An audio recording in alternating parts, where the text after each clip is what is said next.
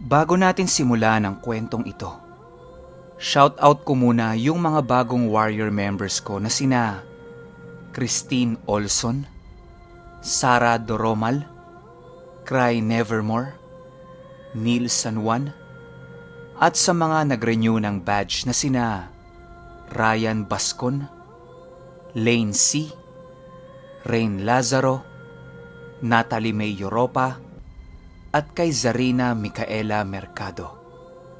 Maraming salamat po sa inyo. Simulan na natin to. Iniisip niya kung paano nakakatagal ng ilang taon yung ermitanyo sa bundok.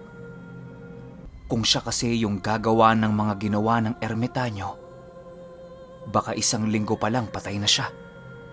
Tsaka, ano ba yung sinasabi ng ermitanyo na nakikita niya sa mga bituin? Pangalan ba? Senyales? Ano nga kaya? Habang kasalukuyan siyang nag-iisip, unti-unti na rin siyang nakakatulog.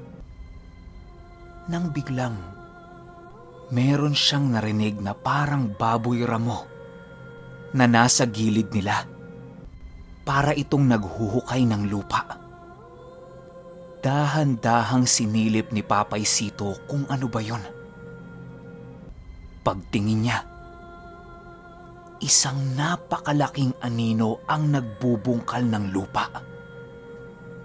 Tumigil ito sa pagbubungkal nung naramdaman nito na nakatitig si Papay Sito. Umangat ang ulo nun at tumitig sa kanya.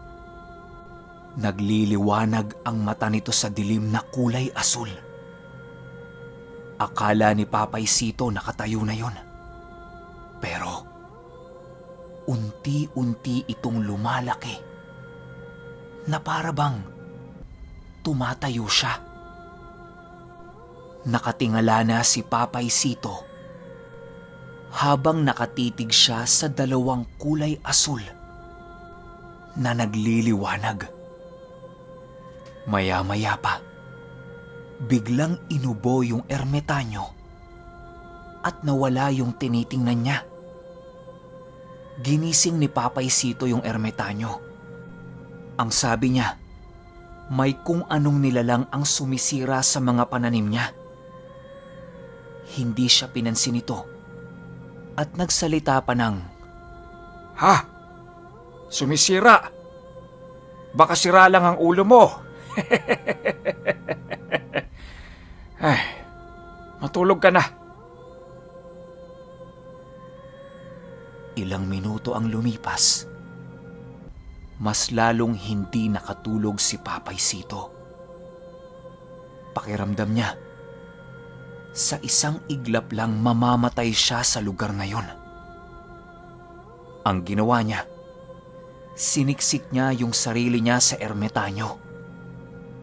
Kahit labag sa loob niya, yumakap siya rito. Para kung sakaling may humila o kumuha sa kanya, kasama niya yung ermitanyo. Nanginginig si Papay Sito kasi napakalamig eh. Pumasok na naman sa isip niya, papanong nagagawang makatulog ng ermitanyo sa lugar na yon? Bukod sa malamig, nakakatakot, napakarami ring lamok. Tao pa ba to? Nung medyo nakakatulog-tulog na siya, may biglang suminghot sa tenga niya. Ramdam na ramdam niya yung pagsinghot kasi tumama yung tenga niya sa ilong. Paglingon niya, isang napakalaking itim na baboy ang patuloy na singhot ng singhot sa tenga niya. Kasabay niyan, meron ng humila sa paa niya. Yumakap siya ng mahigpit sa ermitanyo. Pero sobrang tigas ng katawan nito. Sigaw siya ng sigaw ng, "Tulong! Tulong! Mamamatay na ako!" Pagbalik niya ng tingin sa ermitanyo, isa na lang itong bato wala na. Tanggap na niyang mamamatay na siya sa lugar na yon. Bumitaw na siya sa bato at hinayaan na lang niya yung nilalang na yon. Nakalad ka rin siya. Nagtataka siya kasi habang kinakaladkad siya nung humila sa kanya, panay ang umpog ng ulo niya sa lupa pero hindi siya nasasaktan. Pagtingin niya sa paanan niya, putol yung isang paa niya tapos sobrang dilim. Nang may narinig siyang, Hoy! Hindi ka ba naiinitan? Tirik na yung araw oh! bumalikwas sa pagkakahiga si Papay Sito. Tapos hingal na hingal siya. Tingin din siya ng tingin sa paligid niya. Umaga na pala. Tapos yung paa niya, nakalaylay sa papag. Naipitan ng dugo. Tawa ng tawa yung ermitanyo sa kanya kasi sobrang pangit niyang matulog. Ungol siya ng ungol tapos panayang sabi niya ng, "Mamamatay na ako! Mamamatay na ako!" Ginaya siya nung ermitanyo. Ang sabi nito sa kanya, Mamamatay na ako! Mamamatay na ako! Heh! Bumangon ka na nga dyan! Malayo pa ang lalakarin mo! Tulala pa rin si Papay Sito nun pero pagtingin niya sa tinitirhan nung ermitanyo, bigla siyang nagulantang. Dahil yung akala niyang maliit na papag at kung ano-ano lang na meron sa bahay nun, ay isang maliit na bahagi lang pala ng kanyang tirahan.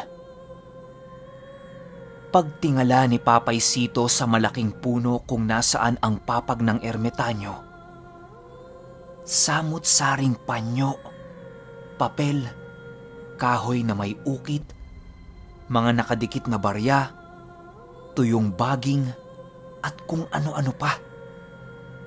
Mataas yung puno na yon pero halos mapuno na ng mga gamit ng ermitanyo.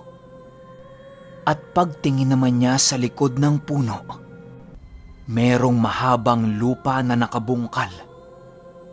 Tapos sa gilid nun, may iba't ibang klase ng mga halaman.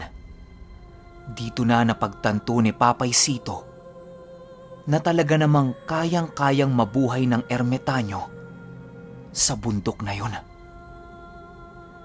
Nanginginig pa ang mga labi ni Papay Sito nung tanungin niya yung ermitanyo kung lahat ba ng nakadikit sa puno ay mga karga niya.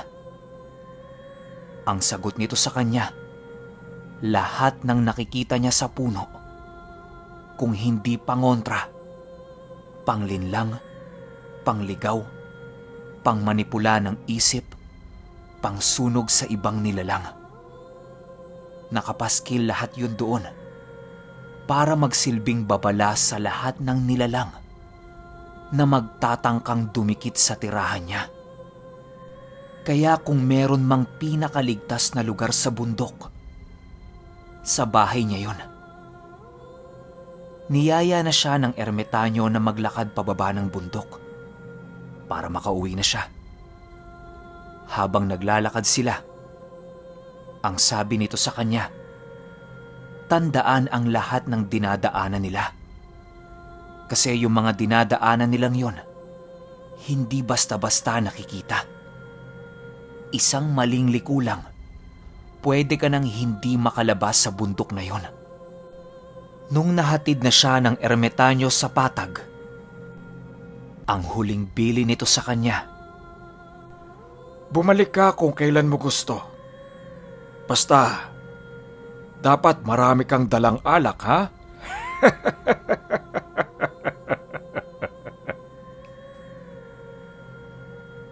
sabay naglakad ito pabalik sa bundok. Sobrang sarap ng pakiramdam ni Papay Sito nung araw na yon. Para bang may nagawa siyang bagay na dapat matagal na niyang nagawa.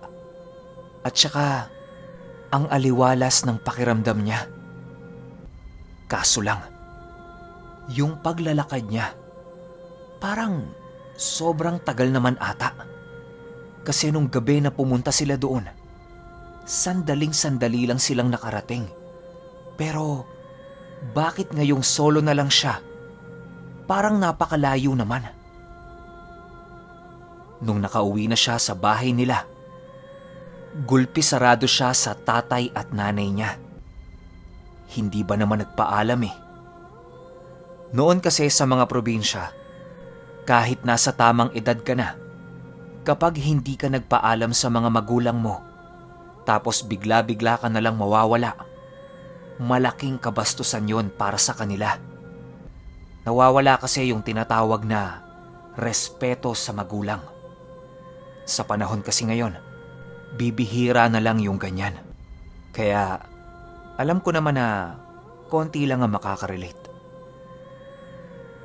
Pero habang binubugbog siya ng tatay at nanay niya, hindi niya mapigilan yung sarili niyang matawa.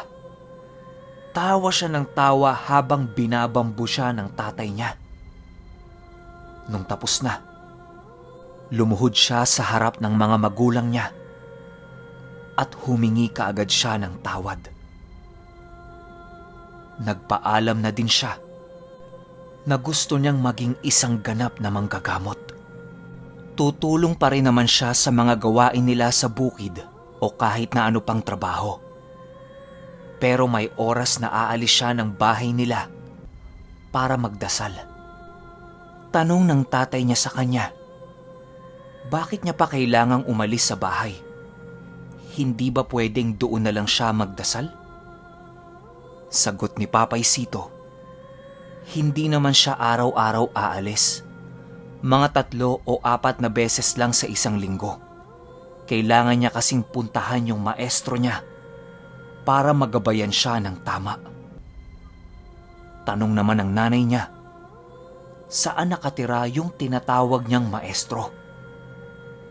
Nag-aalangang sumagot si Papay Sito sa mga magulang niya kasi alam niyang kapag sinabi niya kung nasaan ito, baka hindi siya payagan eh. Hindi naman kaya ng konsensya niya na magsinungaling. Nag-isip muna siya ng taimtim bago siya sumagot sa nanay niya ng, sa bundok kutok po. Biglang napatayo yung nanay niya sa kinauupuan nito at pinagalitan siya. Ang sabi pa nito sa kanya, baliw ba siya? Nasa tama pa ba ang pag-iisip niya? Alam niyang delikado sa bundok na yon.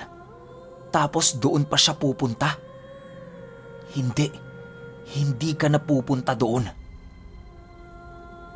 Kahit labag sa loob ni Papay Sito, umuon na lang siya sa nanay niya. Kahit na alam niya sa sarili niya na hindi niya yon susundin. Lumipas pa ang ilang mga araw. Tuloy-tuloy ang pagkikita ni Papay Sito at nung ermitanyo. Pero palihim lang yon. Hanggang sa inabot na yon ng ilang taon. Dito na papasok yung nasa intro doon sa part 1. Yung 1940. Marami nang naituro yung ermitanyo sa kanya. Maraming na ring nagamot itong si Papay Sito sa lugar nila.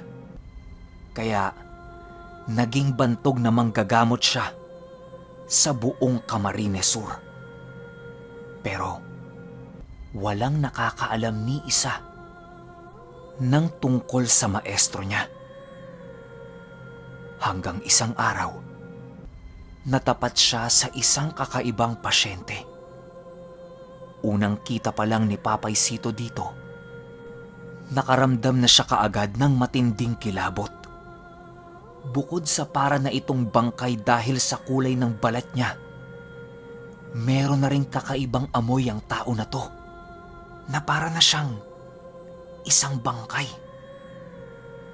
Yung mga ngipin niya, naglalagas-lagas na rin. Ang sabi ng kamag-anak nito, Biktima siya ng isang mangkukulam, barang at aswang. Pinapahirapan siya gawa ng marami itong pinatay sa lahi ng mga yon. Dati rin kasi itong manggagamot. Maniwala kayo o hindi, mas bata pa ito ng ilang taon kay Papay Sito. Pero yung mukha niya, parang ang tanda-tanda na. Bumiyahe pa yon ng pagkalayo-layo para lang magpakonsulta kay Papay Sito. Nung una, dinala lang yon sa pwesto kung saan ang gagamot si Papay Sito. Pero nung nakita niya ang sitwasyon nun, inilipat niya ito sa bahay nila. Dahil ang tansya ni Papay Sito, hindi yon kakayanin ng isang araw na gamutan lang. Baka abutin pa ng linggo, buwan, o ang malala pa, baka taon. Dahil nga sa estado ng pasyente niya na para na itong mamamatay. Unang araw ng gamutan nila sa bahay ni Papay Sito. Kinarga muna ni Papay Sito lahat ng pangproteksyon niya sa katawan para kung sakasakaling malakas yung nasa loob nun, nakahanda na siya sa mga ipangtitigal po nito sa kanya. Hindi na niya tinawas. Halata naman sa itsura nun na may karga talaga eh. Tinawag ni Papay Sito yung nagpapahirap sa tao na yon. Nang bigla itong umupo ng diretso at isa-isa silang tinitingnan. Pinako ito ni Papay Sito gamit ang 6 na salita. Pero tatawa-tawa lang ito na para bang walang nararamdaman. Unang beses na nakaengkwentro si Papay Sito nang hindi tinatabla ng pamako. Imbis na magbato pa siya ng iba niyang gamit, nagtanong na lang siya. Ang tanong niya dito, anong pangalan niya? Pero hindi sumasagot. Ngingisi-ngisi lang. Nang tawagin ito ni Papay Sito ng kaibigan, biglang nagbago ang itsura nito. Tanong niya ulit, "Kaibigan, ang gusto ko lang makausap ka ng maayos." Animoy parang naging maamong tupa yung nasa loob ng katawan ng pasyente. Nang sumagot ito ng, "Marami kami. Hindi mo kakayanin mag-isa." Tanong ni Papay Sito, "Anong marami, kaibigan? Maraming kalaban?" Sagot nito, "Halo-halo. May kalaban, may kakampi. Mamamatay na to. Huwag mo nang iligtas." Sagot ni Papay Sito, "Aba, hindi naman po pwede yon, kaibigan. Kung maaari sana, umalis na lang kayo dyan." Bigla itong tumayo at dahang-dahang itinapat ang mukha niya sa mukha ni Papay Sito at nagsalita ng, "Huwag ka nang mangialam. Wala ka pang alam." Pagbanggit niya niyan, dinukot ni Papay Sito sa bulsa niya yung ugat na binigay sa kanya nung ermitanyo. Sabay ipinatong niya yun sa noo ng pasyente niya. Ayun, bagsak. Bigla itong nangisay sa lapag. Tapos ibinalik ito ni Papay Sito sa pagkakaupo. Ang sabi niya, may isa nang nalusaw. Magtatawag pa siya ulit ng papapasukin niya. Nung may pumasok na naman, akala mo para itong aso. Bukod sa hingal ito ng hingal, tumutulo din ang laway nito at napaka-agresibo. Mabuti na lang, gumana sa nilalang na to yung pamako ni Papay Sito. Tinanong niya ulit kung anong pangalan nito, anong uri, at anong kailangan niya sa katawan ng tao. Kaso lang, ang palagi lang nitong sagot sa kanya, puro pasinghal na, "Tao ka lang! Tao ka lang! Papatayin ka namin!" Nang magsalita si Papay Sito ng, "Okay, kita-kits po tayo ulit sa Subok Part 4. Baka po last part na yon kasi mamaya magkukwentuhan kami ng papa ko sa baba habang umiinom siya. Ang sabi niya, nakakalungkot daw tong karanasan ni Papay Sito. Pero sa ngayon kasi, amaze na amaze ako sa kwento eh. Sobrang galing. Tsaka marami pang mangyayari na talaga namang nakakamangha. Bago ko putulin yung video, shoutout muna natin yung random subscriber natin na nag-comment sa pinned comment ko na si Beltran Dalen Jr. Yun lang. Kita-kits tayo sa part 4. Maraming salamat.